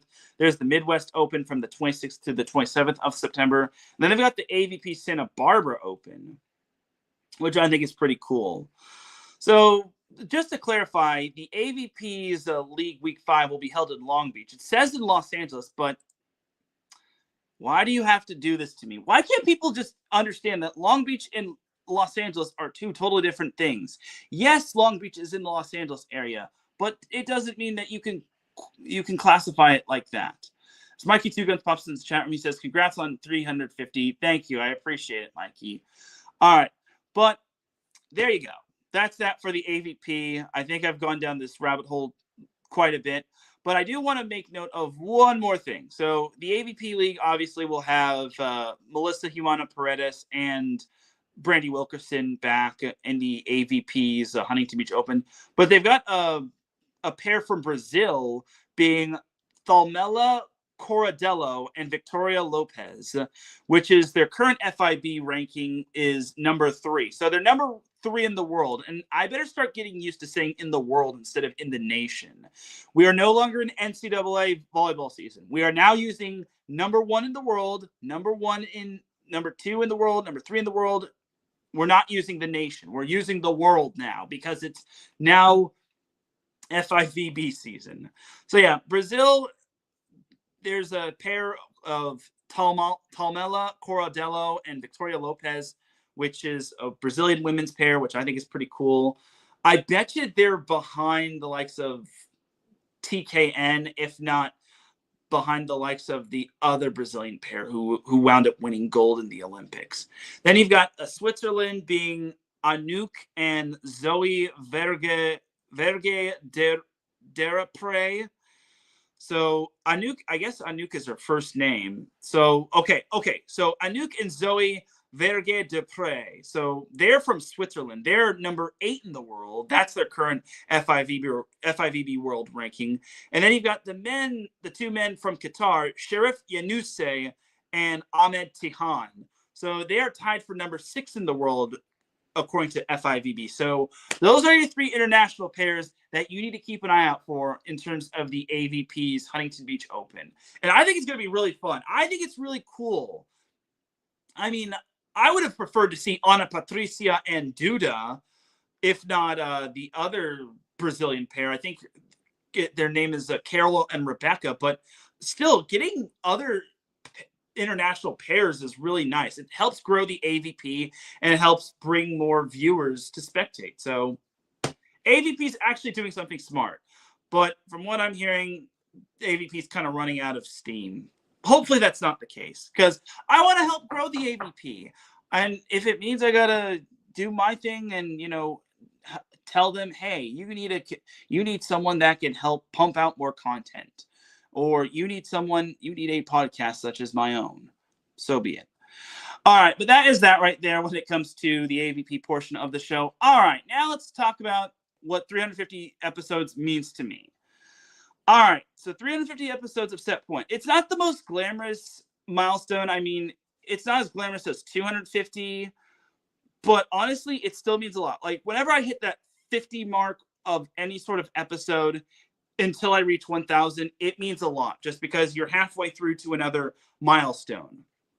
Like when I reached 50 episodes, I was back on Spreaker. Same with 100 episodes. Same with 150 episodes. And then episode 200 was a very, very fun show. I got to have 3 guests. And then episode 250 was my first ever episode on StreamYard or YouTube or X. That was very fun times. I had Michael Boley as a guest. It means I'm doing this. I've been doing this for a long time. Okay, maybe not like a long time. My first episode was obviously September 30th, 2019, back when I was a student in college. But it means I'm doing something right. I mean, I'm not being off the air. I mean, my boy Larry B still wants me doing Set Point until the cows come home, which I think is pretty awesome if you ask me. But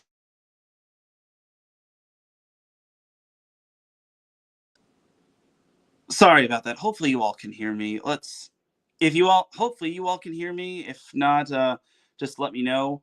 But yeah, back to before I was suddenly interrupted by outside sources. Let's talk about what 350 episodes mean to me. So it means a lot. And again, I'm doing this for a long time, but it also means that I'm doing something right. I'm not taking myself off the air and so on and so forth. So I think for me, it means a lot to me that I have fans, and it really means that I love what I do. It also means that's another thing what it means to 350 episodes. It means I love what I do, and it really means a lot that Hawaii fans came up to me and said, "Hey, you're that Set Point guy," and they were like, "It's your boy Teran Rodriguez," reiterating my catchphrase. What is up, everybody? This is your boy Teran Rodriguez. about the origination of that, the origin of what is up, everybody. This is your boy Teran Rodriguez. I just basically, if you hear the drop, that is me saying what is up. It's actually kind of pays homage to the guys at the 562 of JJ Fiddler, I think his name, and Mike Gardabasio. They would always say, "What is up, Long Beach?" or "What's up, Long Beach?" So rather than me not get copyright of that, I just decided to say, "What is up, everybody?" to kind of hopefully not get copyright and whatnot. So overall, it just means a lot. So yeah, just to clarify, this is basically kind of my origin of Set Point, if you know what I mean. So yeah.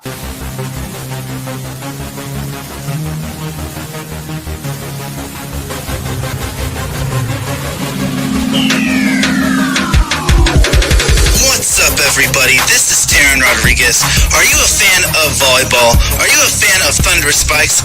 Then I have the show for you, Set Point, where I cover NCAA men's and women's volleyball, high school boys and girls volleyball, beach volleyball, and even professional volleyball. Catch the action.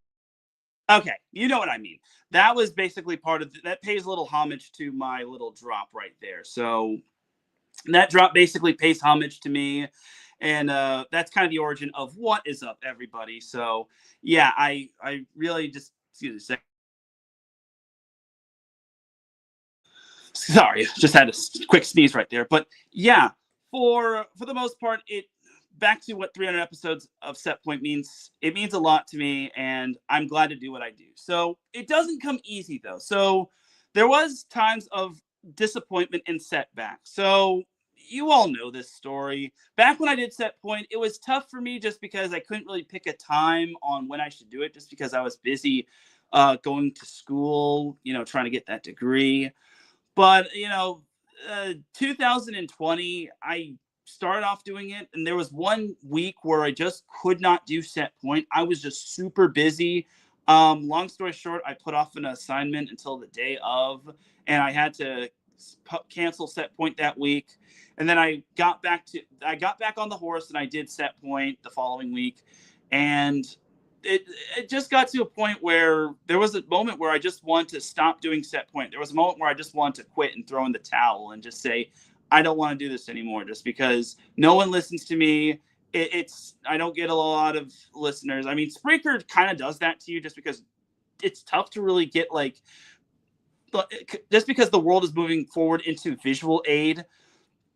But you know what I mean. Like, it's tough when no one wants to listen to your show. It's kind of like having a party and no one wants to come. And that was kind of my thing. But I just kept on going. And even when the pandemic happened in 2020, where everything pretty much got canceled, I still kept going. And it really meant the world that I was able to pull through and keep Set Point going and not have to take weeks off and any of that thing. I also have to give a shout out to my guests. But that wasn't the only disappointment and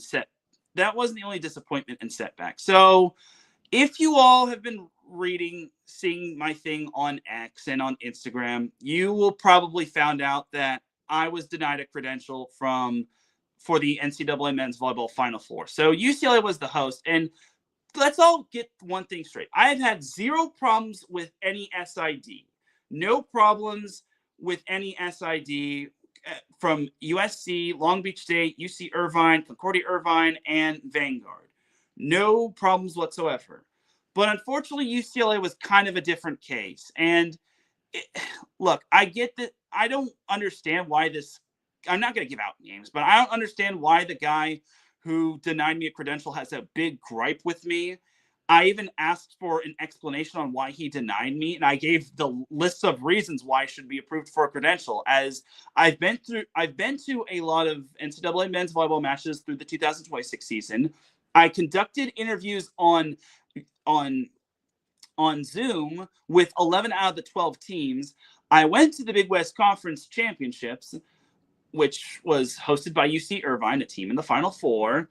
I went to the first couple round, the Long Beach State Regional, and then I also wrote men's volleyball articles on middlehitter.com. So I don't understand why this person decided to deny me a credential. And to this person, I just got to say, to quote my boy Marcus Losgreat, the nerve of you. The nerve of you to deny me a credential. I know what you all are thinking. This way ticket. I'm just going to say this. No. I have covered my fair share of volleyball matches. Do you know how difficult it was to do the Zoom interviews? I had to connect with other SIDs. I had to message coaches via email and on Instagram. I even had to do short and sweet interviews in person. Like Loyola, I only got to do my interview for 4 minutes. 4 minutes. Where some of my interviews ranged from like 30 minutes. And Long Beach State's interview was like eight minutes at tops. So the fact that I got denied a credential by this guy who has a problem with me is just very disappointing. I don't understand why he has a problem with me. And I wish he would just, say it to my face if he has a problem with me. As of this point, he has not gotten back to me as to why he denied me a credential. But something that one of my followers on Instagram just said, griping about it and making a big fuss about it isn't going to get me credentialed in the future. And I just got to move on. And to this person who kind of snapped me out of it, I appreciate you. And something to note is that a lot of setbacks are going to happen with a lot of people. And I guess haters are going to hate. And I guess I'm doing something right with having haters, because if I don't have a hater other than the faceless trolls, I'm not doing anything right. So the fact that I have officially a hater means I'm doing something right. So to this person who unfortunately denied me a credential, you don't want to make an enemy out of me. But at the same time, I'm doing my part to grow the game of volleyball, especially since NCAA doesn't even want to have a personal account dedicated to NCAA men's volleyball like it is to NCAA women's volleyball. So yeah, it also is difficult just because not a whole lot of people follow me. I mean, there are a few people obviously I've got like over 2,000-ish followers on Instagram, but it's like other accounts such as Joe McCurdy, Rob Aspero, Seth the Bick, which he does a fantastic job of what he does. They were all credentialed and they've got like a ton of followers. And obviously the volleyball recap with Izzy, he's got a ton of followers. Vibello with TJ Breschers, if that's not or Bashir's, if that's not how it's not pronounced, I apologize. But all those big time accounts, they have more followers than I do. And I need to get up to that range. I need to get my following up if I want to be like those accounts. And also, you know what else doesn't help? The fact that I don't drive. I don't really like explaining this to people, but I don't drive. I don't own a car. And you might think, oh, then why don't you get one? Well, I'm not made of money. And this whole thing is free. My Instagram is free. My Facebook is free. My X is free. My TikTok, which I need to start updating, is free. There's no, other than iSports Radio sponsors, there's no sponsors tethered to this thing. And if I get a sponsor, cool, I get a sponsor. And that leads me to another disappointment that I had. A-Volley actually wanted to sponsor Set Point, and they wanted me to conduct an interview with their CEO and their owner. But they never got back to me, as well as Larry B. and our former PR department. So it really disappointed me because they really brought me up only just to bring me down. And it sucks because I really thought I worked hard back when I was doing the show on Spreaker. But unfortunately, that's just another case of life is full of disappointments. But how I overcame, and this kind of leads to the dark and somewhat unavoidable truth about Set Point. This is also part of a passion project. I mean, someone actually asked me, are you just one person or do you have a partner? And I told them, I'm just one person. I am one person hosting this show. I am one person posting this content. I am a one-man band. Nobody else. It's just me. And even sad and more dark truth is that I'm the only show on IE Sports Radio, and I hate to have to say this, but I'm the only show without a co-host. So it really sucks. If anyone wants to be a co-host, just reach out to me if you want to, or just feel free to comment, and maybe we can connect or something. But I digress. But yeah, it's tough being a one-man band man, being the only show without a co-host, where there are other shows on this network that basically have co-hosts, like our soccer show, Shin Pads and Shenanigans, our baseball show, our hockey show, Neutral Zone, I think it's called Dirt and Diamonds and Dirt, our new baseball show, which is dedicated to the California League, 3 and Out. You get what I mean. All of those other shows have co-hosts. I'm the only Set Point is the only show on IE Sports Radio without a co-host. But am I gonna let that stop me or slow me down? No. I'm gonna continue to do my thing, and I'm going to continue to be the best version I can be of myself, because that's all I can really be. I can only be the best version of myself. I can't be the best version of anyone else. So this begs the question, how do I keep Set Point going and not get down on myself? I keep Set Point going because people love what I do. I could not believe the amount of support of Hawaii fans that showed me love. And some agreed with me that I should have been credentialed. And I totally agree. I mean, a lot of people reached out to me and said, dude, you've covered a lot of volleyball. It's actually crazy that you didn't get credentialed. And I totally agree. And the fact that I did I did all that I could to try to grow NCAA men's volleyball, because I'm only one person with one camera phone. I don't have any of those fancy digital cameras. I don't drive, like I mentioned. I have to spend quite a bit of money to get to and from places, and I have to spend quite a bit of time getting to and from places. So I do this for you all, though. I do this for you all. I do this for IE Sports Radio. And like I said, this is free. There's no sponsorships, or there's no paywall, or no anything of that sort. I was thinking of having a paywall, but it's like, nah, we got to give the people what they want. So how I keep myself going is the support from my friends, and, the support of everyone, all the players and coaches that give me compliments and say, hey, we love what you do. I remember Alan Knipe one time said, Teran, you do an excellent job with this, and I like how you go about your business, and you're not like controversial. Because I try not to be controversial, and some have even called me a volleyball genius, which I think is funny. It's like, nah, I've had my fair share of mistakes. When it comes to Set Point and messing up on volleyball facts, which of course can be a thing. But it's all about rebounding, and it's all about learning from your mistakes and not getting down on them. Because as the old saying goes, mistakes don't define a person, action defines a person. So I really have to thank everybody when it comes to this whole thing. All the fans that have said great reporting, great content, and the ones that follow me, I appreciate you. To all the haters and the trolls and the guy that denied me a credential, I appreciate you as well. You're just going to make me work 10 times harder. And I also got to give love to the IE Sports Radio family. I know it's tough to listen to a guy that talks about a sport that you're not familiar with, but the IE Sports Radio family, I got a lot of love to, especially Larry B. If it weren't for Larry B suggesting for me to do a volleyball show instead of me doing anything else, Set Point would not be. Because I like to tell this story, how Set Point came to be. I was actually originally the co-host for the baseball show initially, back when it was called Bases Loaded.